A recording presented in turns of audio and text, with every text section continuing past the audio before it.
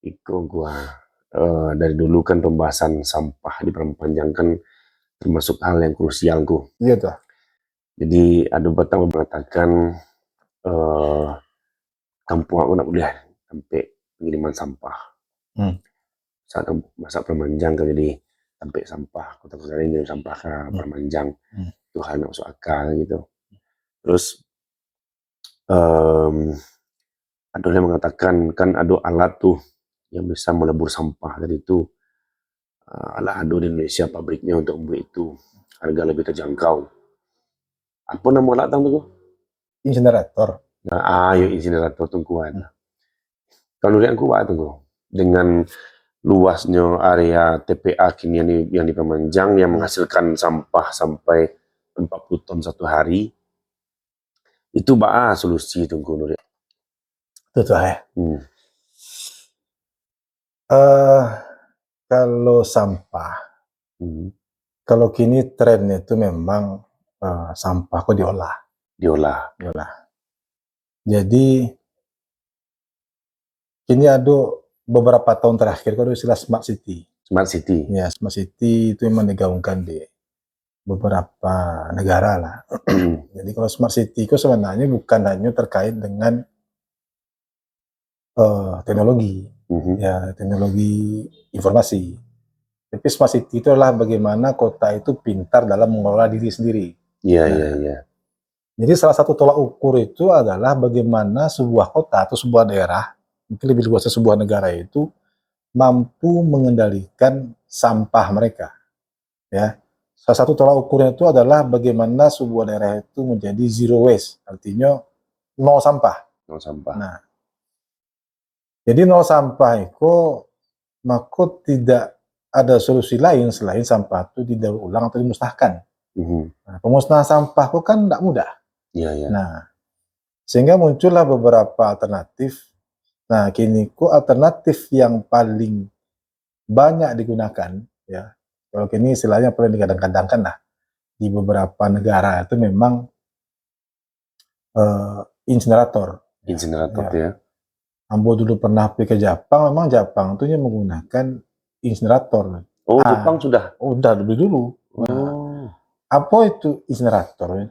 Jadi insinerator itu adalah pemusnahan limbah padat, ya, pemusnahan sampah lah tipenya.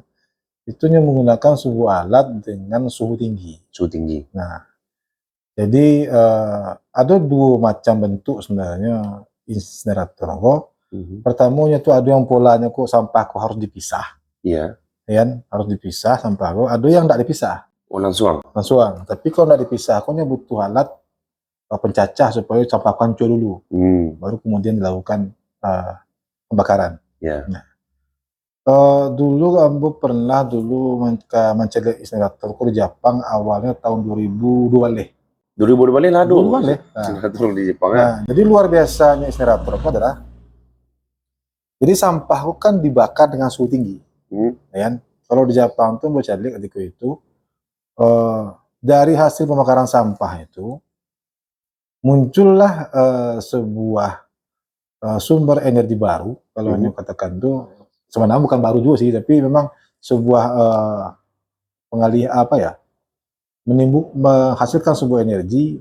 Kalau mereka mengatakan tuh W2E, artinya waste to energy. Jadi hasil pembakaran sampah itu menghasilkan panas, uap, sehingga itu bisa menghasilkan listrik. Jadi yang di Jepang ketika itu memang hasil dari insinerator itu bisa menghidupi kota.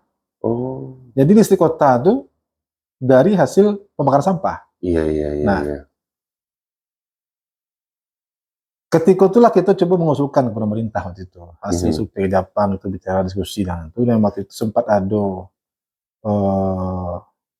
pemikiran dari pemerintah disampaikan waktu itu kepada Ambo ketika itu sudah didatangkanlah beberapa peneliti, ada yang dari Korea atau dari mana waktu itu dari dua negara. Mana tuh?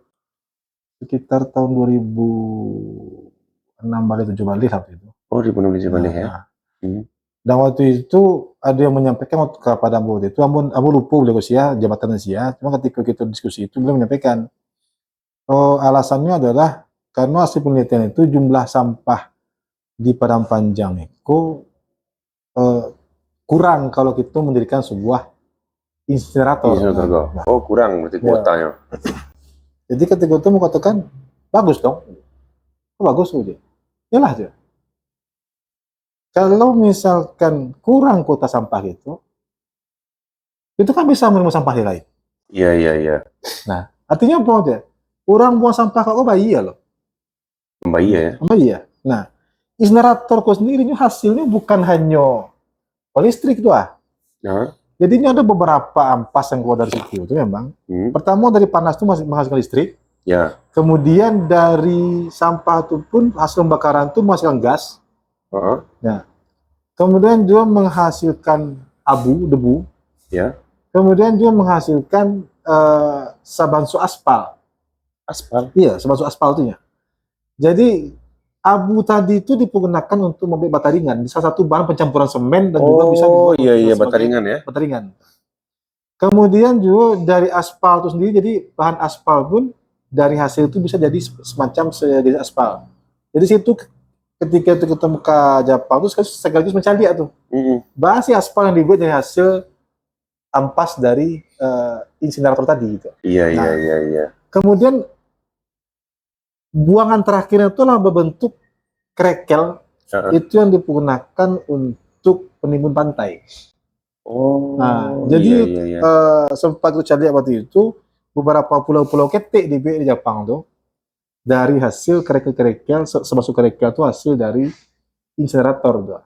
Jadi berarti ada 5 manfaatnya setelah diolah oleh insinerator ya. Nah, bersama bata, aspal dan lain-lain. Nah, kalau kini pun ada yang memisah. Kalau memang khusus untuk sampah plastik dibakar, ini tahun lalu aku bertemu dengan beberapa orang dan Agustus Patang pun bertemu dari orang Jawa Tengah.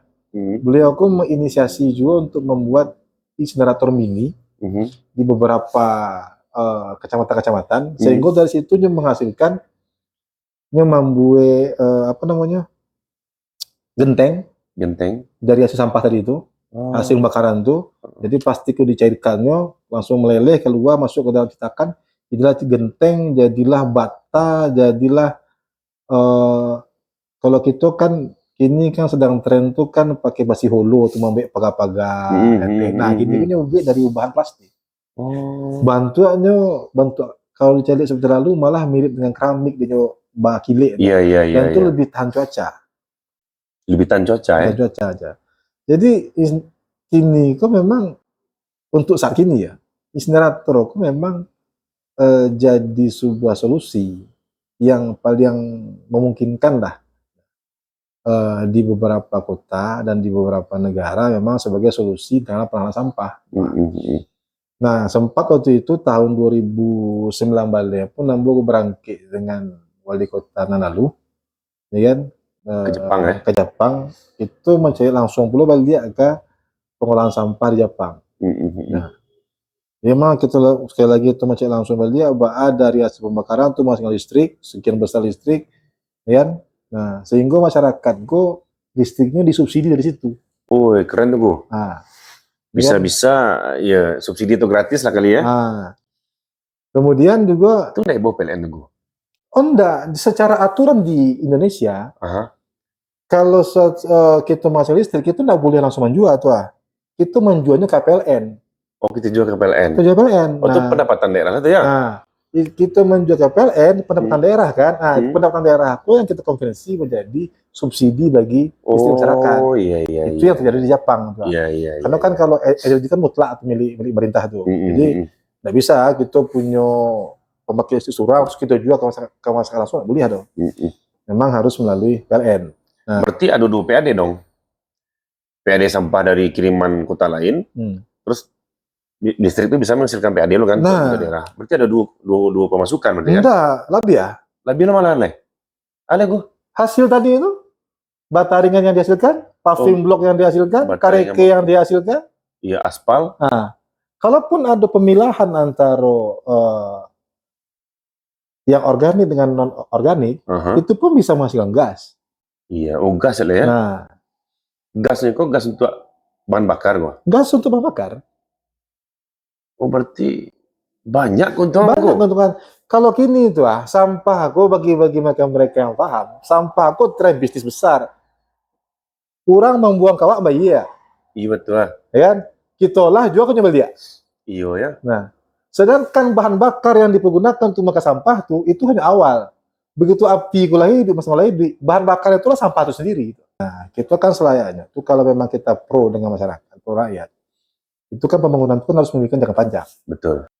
Jadi kalau kita lihat dalam kondisi gini, insenerator itu kalau menurut Ambo pribadi, entah kalau salah ya, tapi menurut Ambo pribadi, memang itulah yang nampak solusi untuk perpanjangannya. Nah, dan dia pun tidak butuh lahan luas, ya sekitar 1 hektar kurang lebih itu sudah bisa, dan itu pun akan banyak beko, situ itu lapangan kerjaan dibuka baru. Itu akan meningkatkan PAD kota. Nah, ini kan tanah datar, tinggi, Ya, tinggi, membuang sampah ke Padang. Iya. Kalau kita punya insenerator risiko, mana boleh buang ke Padang? Berarti di Padang pun ada ya? Belum ada. Di Sumatera belum ada. Belum ada ya? Nah, ada yang dibuat itu Jawa Tengah, tapi di Jakarta ada. Ada. Bantar Gebang. Benar ke Bang. Nah, tapi mau tahu apa hasilnya seperti apa, mau tahu. Tapi kalau yang bocah lihat di Jepang itu memang keren lah sih, memang keren, rapi, bersih gitu kan, dan cara pengolah sampahnya pun mantap. Nah, cuma ketika periode patang, itu kan ada pemilihan sampah, banyak tempat sampah yang memang sudah dipilah-pilah, ya kan, ada sampah plastik, sampah kaleng atau atur, macam lah, ada sampah organik. Tapi ketika truk sampah lewat, jemput selalu dia. Iya ya. Nah, jadi Samuin enggak gitu kan.